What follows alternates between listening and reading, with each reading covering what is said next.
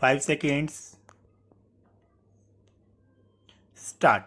Honorable Chairperson, Sir, I thank you for giving me permission to speak on this compulsory voting bill 2014.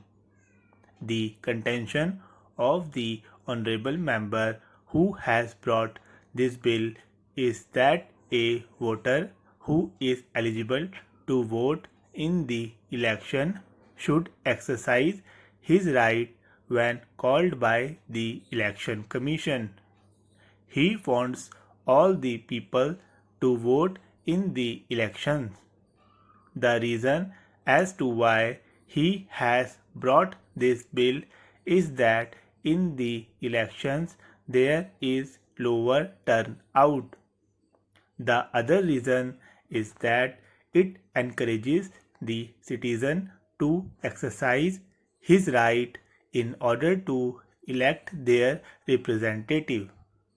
So, the result of the elections would show the will of the electorates and not just a segment of them. I would like to remind the mover and all the members that in India we have seen for the past few elections there is increase in the number of electorates who turn to the polling booth every year. This compulsory voting has a history. I was mentioned that it is the duty of every citizen to participate in decision making, but attending the assembly has voluntary. They made every people to come and participate in the decision making process.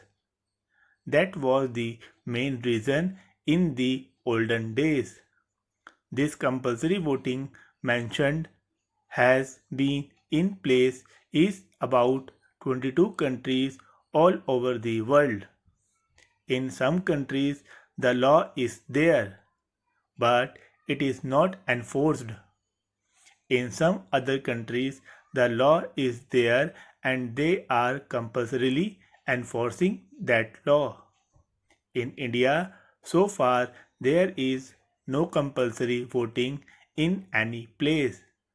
But recently in Gujarat, in the local body elections, the assembly has made voting compulsory.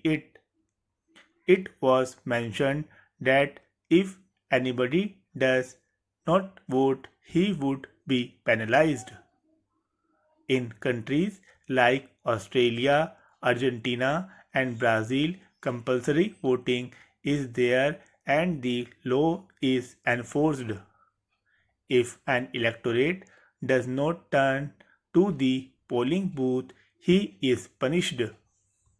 In this bill, the member has mentioned as to how this exercise should be done, how the people should be encouraged to vote if they do not vote, how they should be punished, and so on.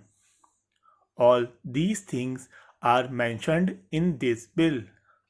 All over the world, the reason for compulsory voting is that it looks upon the voters' participation as a civic duty similar to taxation or compulsory education or military service and so on.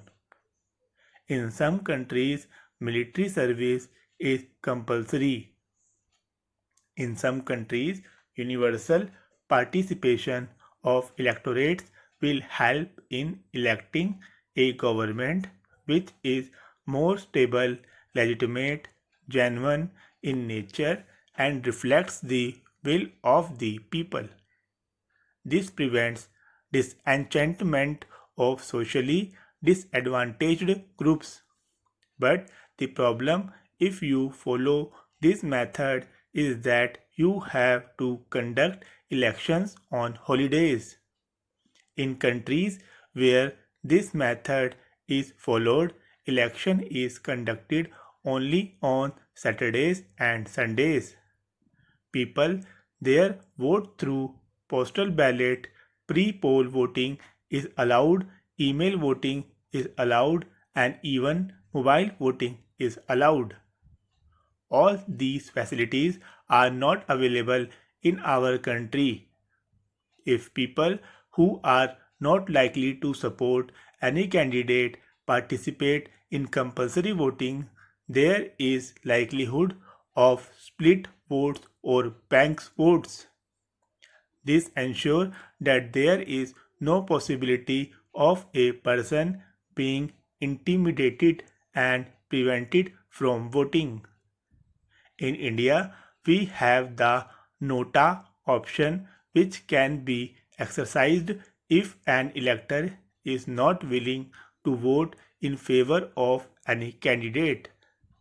If you introduce compulsory voting, it will prevent extremists or special interest group to influence the voters to compulsorily vote for a specific candidate.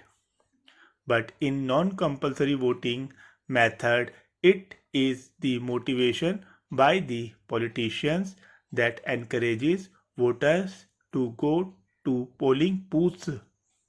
The outcome of election where voting is compulsory reflects more the will of the people rather than who is more able to convince the people to take times out of their day to cast vote. Compulsory voting motivates people to take part in the election process and politics. This advantage of compulsory voting is that there is need for less funds for campaigning because it is compulsory, people have to vote. But there is also a disadvantage. In Australia, where there is a preferential method and compulsory voting, they select the candidates and they contest the election. Depending on the preferential vote the candidates get, they get electoral funding from the government. So some of them are internationally going through this process to collect money from the government. The only advantage seems to be that studies show that compulsory voting improves the income distribution among the voters. I do not know what the reasons it for that. The people who argue against compulsory voting say that it impinges upon the rights of the voters. It is a civic right rather than a civic duty like right to free speech and right to attorney. Other reason is that it impinges on Article 2 of the Universal Declaration of Human Rights, which talks about freedom of political opinion and thus right of the citizen to believe in a political system other than the democratic one such as an absolute monarchy.